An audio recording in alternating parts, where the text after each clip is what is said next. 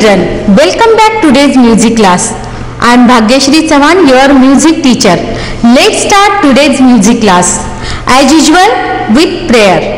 Ready? Sit straight, close your eyes, join your hands. Start with Vakratunda Mahakaya and then Gurura Brahma, Gurura Vishnu. Ready? First, match your voice in this thought. Like this.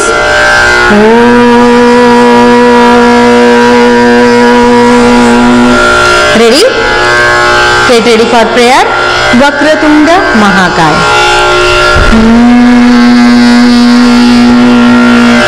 Vakratunda Mahakaya Suryakoti Samaprabha Nirvignam Kurume Deva Sarvakaryeshu Sarvada Gurura Brahma Gurur Vishnu Gurura Devo Maheshwaraha Gurur Sakshat Parabrahma Tasmai Shri Guruve Namaha.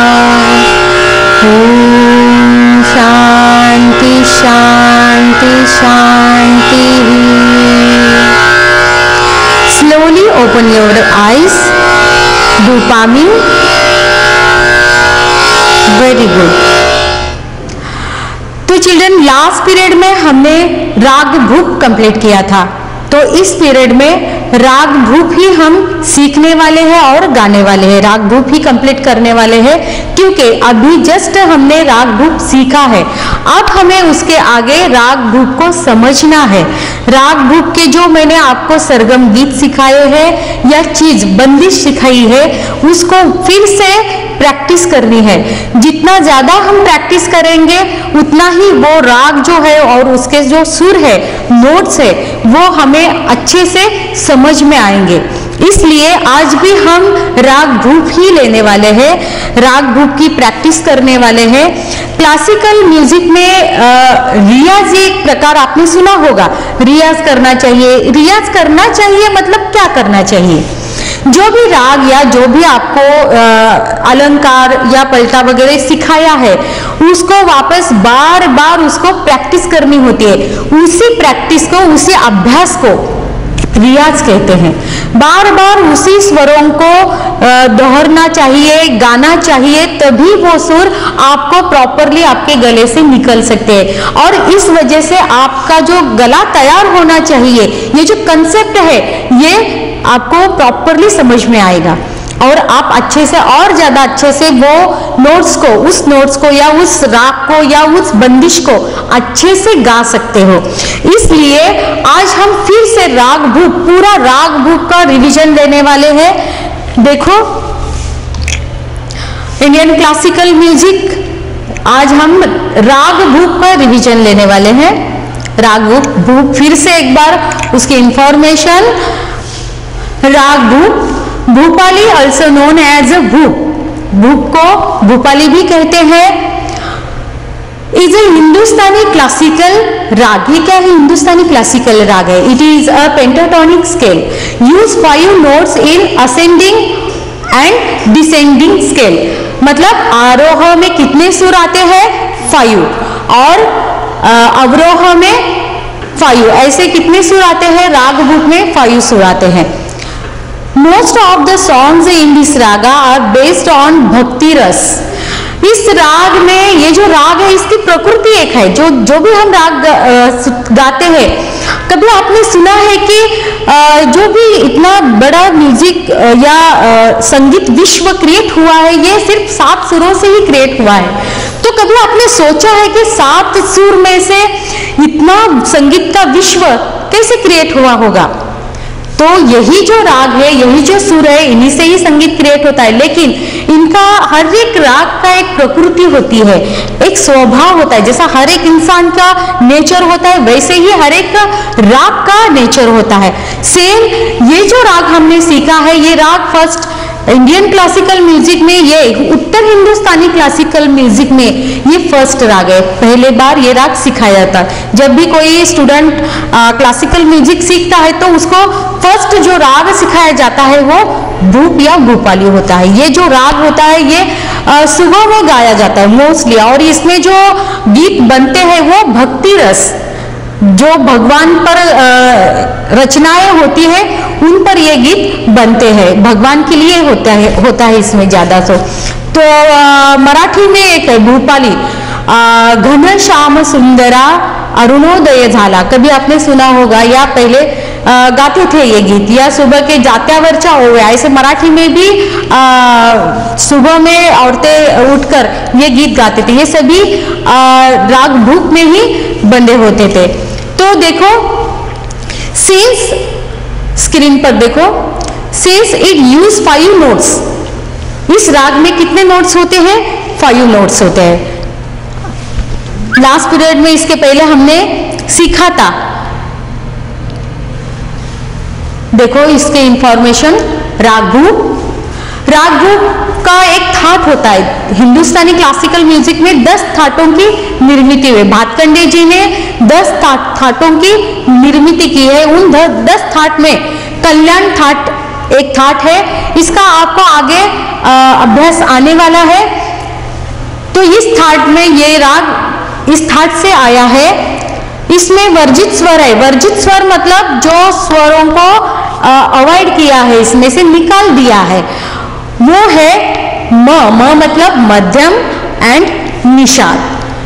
आरोह देखो इसका, सारे सारे ग प ध सा ध प ग रे सा। कितने नोट्स है? सा कॉमन है। सा कैसे कॉमन है ये मैंने आपको बताया है कि हारमोनियम में कितने सप्तक बने हैं? 3 सप्तक। और ये जो सा है, फर्स्ट सा है वो मध्य सप्तक का सा है, और जो लास्ट का सा है वो कौन सा है? तार सप्तक का है। तो तार सप्तक के सा को दिखाना होता है तो उस पर क्या किया है करते हैं, उस पर एक बिंदु दिया जाता है, डॉट दिया जाता है। अवरोह देखो, सा ध प ग रे सा। तो यही राग आज हमें फिर से प्रैक्टिस करनी है, फिर से एक बार इसकी रिवीजन लेना है। इस राग में मैंने आपको बंदिश सिखाई है, लक छवि सावरिया। ये बंदिश है त्रिताल में बंदिश। बंदिश का मतलब कि जो ताल और सुर और राग के सुरों के साथ जो बंदिस्त किया जाता है, जो बांध दिया जाता है, उसको बंदिश कहते हैं। लख छवि सावरिया, ये जो बंदिश होते हैं ये सभी कृष्ण लीलाओं पर आधारित होते हैं। लख छवि सावरिया की मोरी मती भई बाबर ये दैया। अब इसको ताल त्रिताल में बंदिस्त किया गया है। ताल त्रिताल आप सबको मैंने सिखाया है, फिर से एक बार देखो। ताल त्रिताल, ताल त्रिताल 16 बिट्स का होता है। उसके बोल है धा धिन धिन धा, धा धिन धिन धा, धा तिन तिन ता, ता धिन धिन धा। रेडी? तो पहले बंदिश गाएंगे हम ताल के साथ। मैं आपको ताल के साथ सिखाने वाली हूँ। आज मैं हारमोनियम के साथ नहीं सिखाऊंगी, क्योंकि अगर मैं हारमोनियम बजाऊंगी तो मैं ताल नहीं दे सकती, इसलिए ताल के साथ इसको गाना है। तो मैंने आपको तानपुरा ये ड्रॉइड आपको इससे पहले बताया था, उसी पर हम राग भूप आज गाने वाले हैं। सबसे पहले आरोह अवरोह गाएंगे।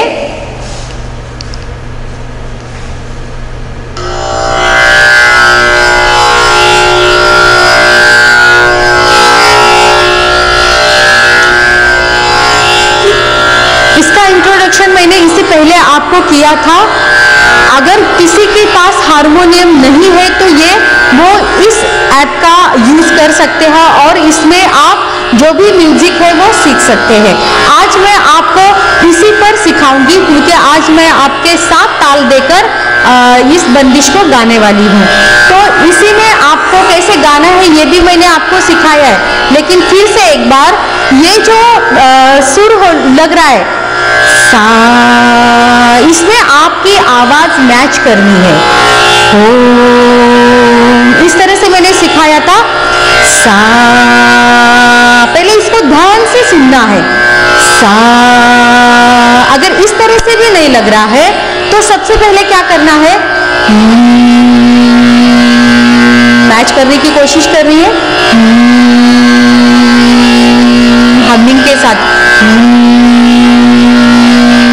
हाँ, अब मैच हुआ है तो सा,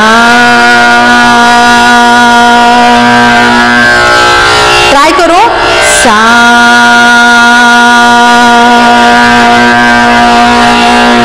अब इसमें हमें क्या करना है, राग भूप के आरोह अवरोह गाने हैं।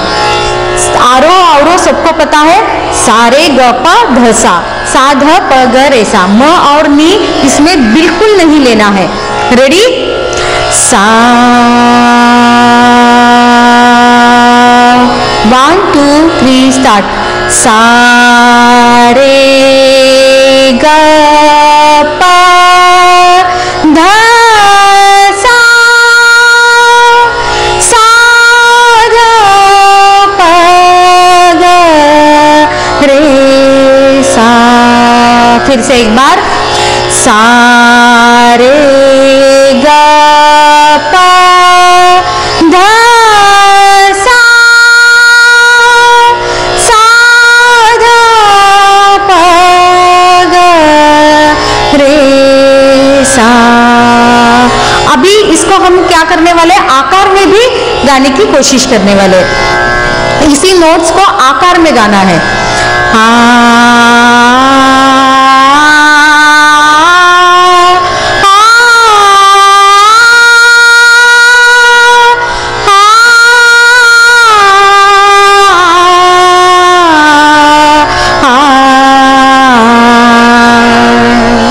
फिर से एक बार।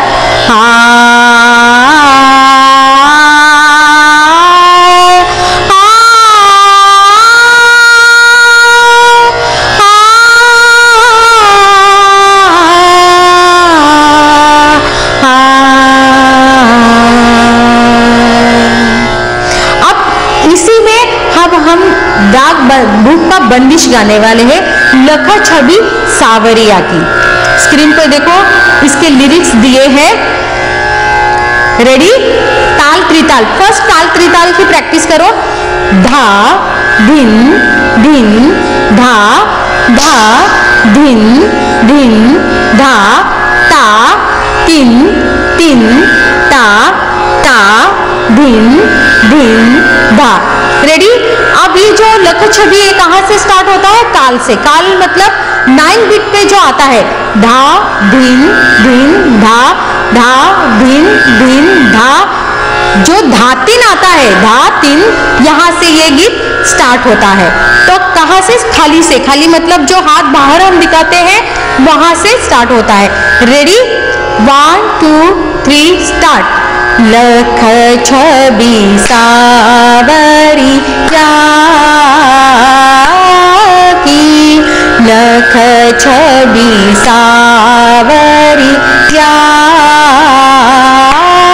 की, मोरी मती भई बावरिए दैया, मोरी मती भई बावरिए दैया, लख छवि सावरी की, मोर मुकुट पीतांबर सोहे, मोर मुकुट पीतांबर सोहे, कुंडल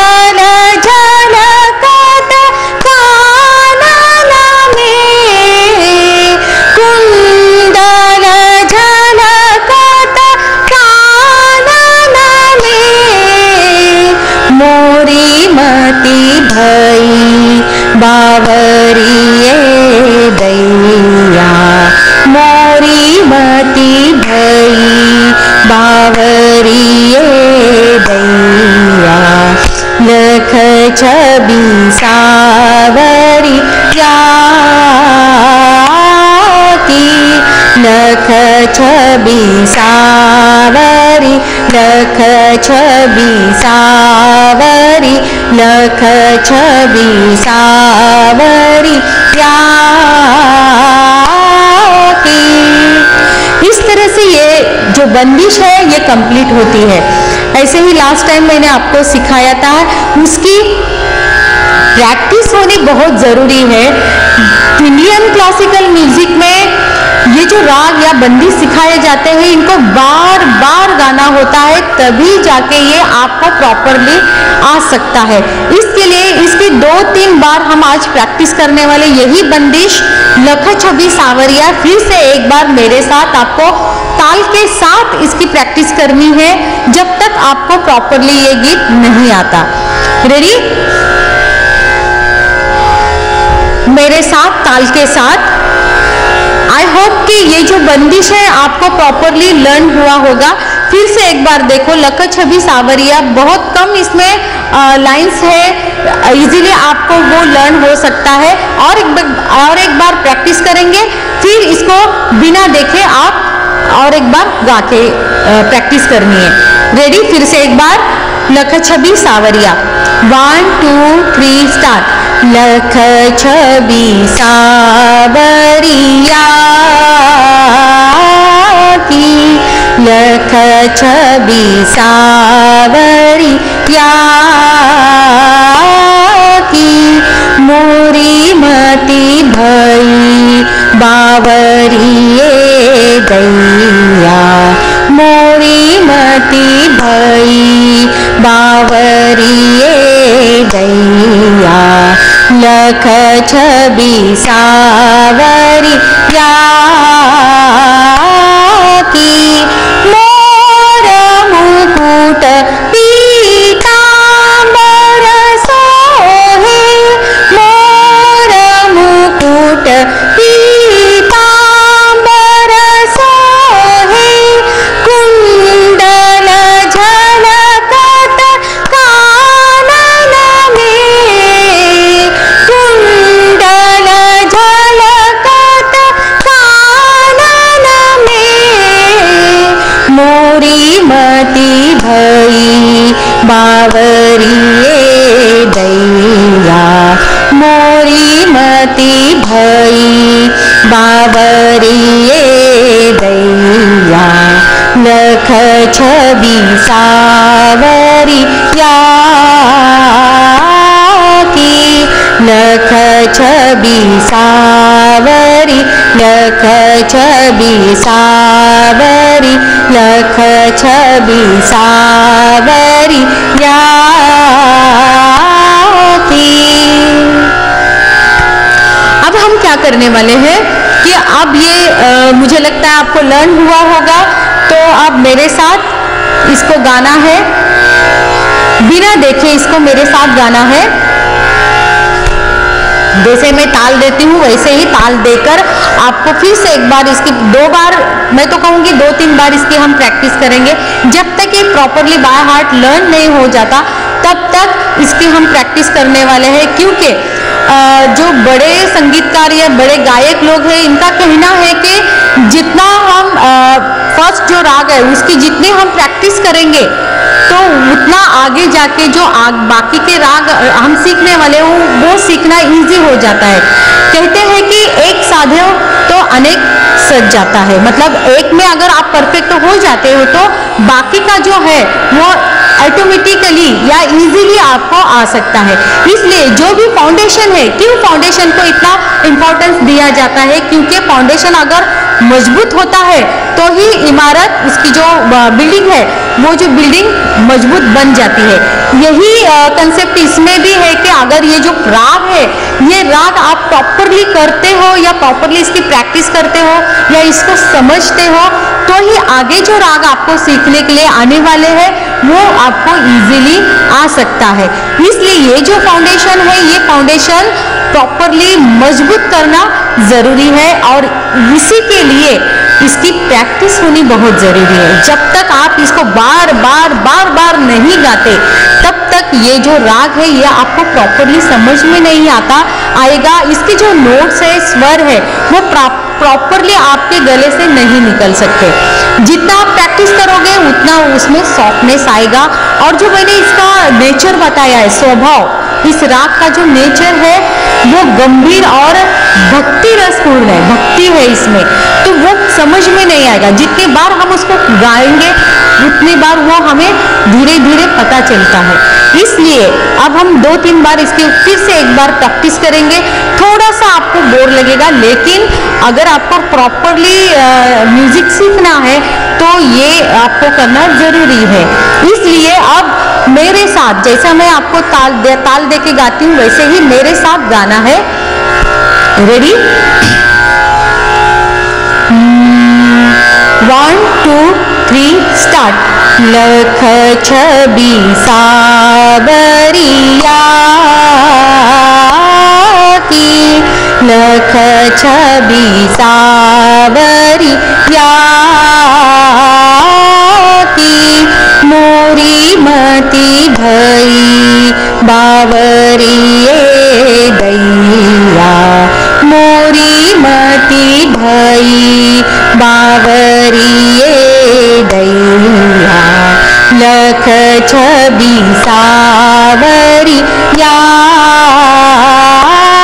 की, मोर मुकुट पीतांबर सोहे, मोर मुकुट पीतांबर सोहे, कुंडल झलकत कानन में, कुंडल झलकत कानन में, मोरी मति भई बावरिए दैया, मोरी मति भई बावरिए दैया, लख छबि सावरिया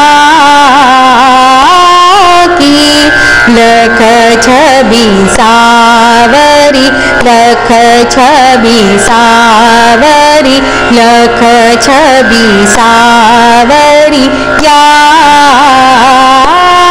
की।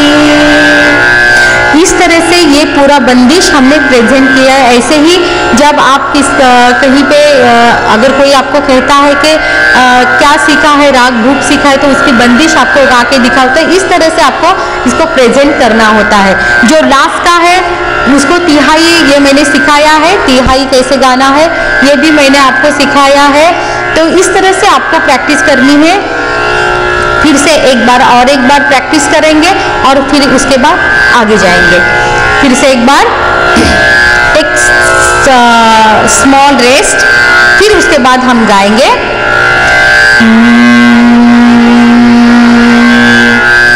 रेडी? 1 2 3 स्टार्ट। लख छबि सावरिया की, लख छबि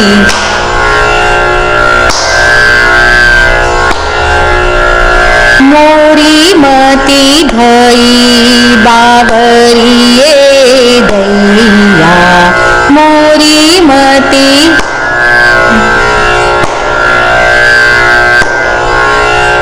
लख छबि सावरिया की,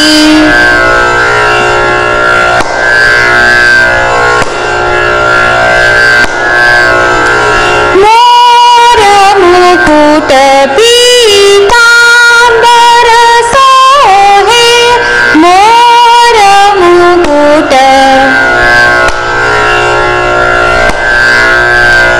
कुंडल झलकत कानन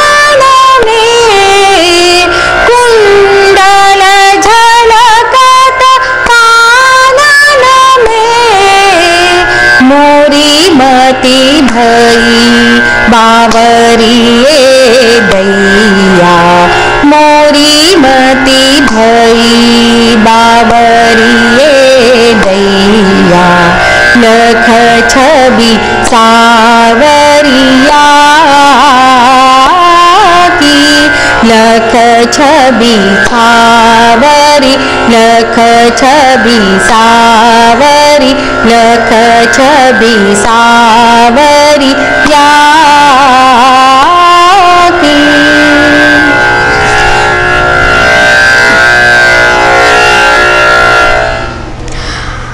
अब ये जो ताल हमने ताल दे के ये जो बंदिश हमने गाई है, ये ताल देना किस लिए जरूरी है? क्योंकि ताल हमें एक बाउंड्री देता है कि यहाँ तक ही आपको प्रॉपरली गाना है और यहाँ से उसका आवर्तन स्टार्ट होता है, ये जो बाउंड्री है।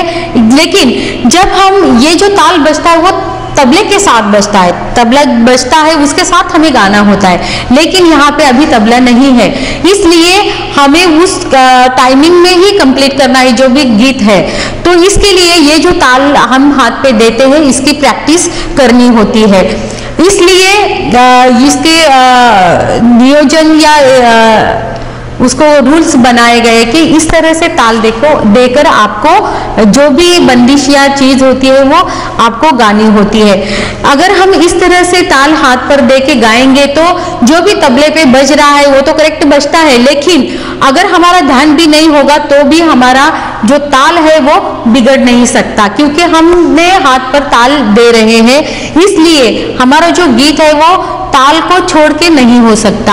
ये इसका बेनिफिट है। और अगर हम बाद में ताल भी ना दे के भी गाएंगे तो भी हमारा जो माइंड है वो कंटिन्यू काम करते रहता है, उसको एक आदत होती है, आदत पड़ जाती है कि कंटिन्यू जब हम ये हाथ पर देकर गीत गाते हैं तो हमारे दिमाग में भी ये बैठ जाता है कि ताल कंटिन्यू चल रहा है। उसको समझ में नहीं आता कि ताल चल रहा है नहीं, लेकिन उसको पता है कि नहीं ये इस ताल में है तो ये कंटिन्यू चलता है। और उसी तरह से वो अगर हम ताल भी नहीं देंगे तो भी वो जो गीत है हमने इस ताल में गाया है वो कंटिन्यू उसी ताल में प्रॉपरली आता है। इसलिए ये बार बार अगर हम प्रैक्टिस करते रहते हैं तो हमारे माइंड को, हमारे जो सबकॉन्शियस माइंड है ये काम करता है, ये इसको हैबिट हो जाती है कि नहीं ये ताल के साथ ऐसी प्रैक्टिस हुई है तो वो उसी तरह से वो उसको समझ के